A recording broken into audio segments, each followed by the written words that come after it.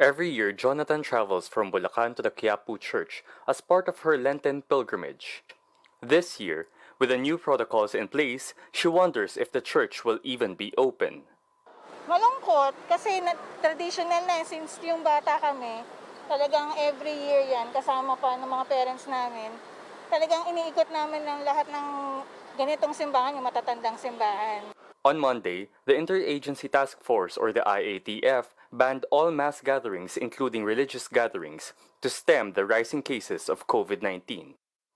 But the order comes just a week before the Lenten season, the holiest time in the Catholic calendar.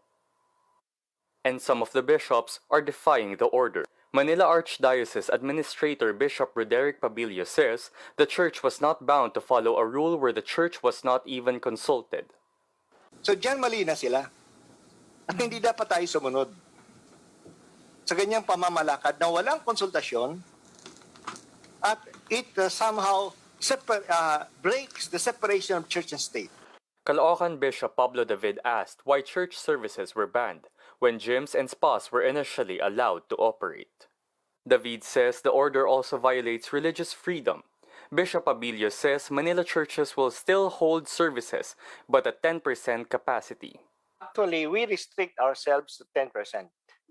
No, because they themselves, they said that there should be no mass gatherings. I don't even know what kind of mass gatherings those are. Why do they say only religious activities should have no mass gatherings? What about in the malls? Pabillo added that if the government thought it important to give the economy some breathing space, it should also allow for the public's spiritual needs. They tend to say that because of the spread of the virus, but are not the malls also part of those? No, so why do they allow them to the malls, the restaurants, and not to the church? And we always say that the church activities are essential activities. They are not economic activities. We have also a spiritual need. Pala spokesperson Harry Roque said religious freedom wasn't the issue. Roque added that the government can shut down the churches if it needs to, but hoped it would not come to that. Ang defiance po ng IATF resolution is not covered by separation of church and state.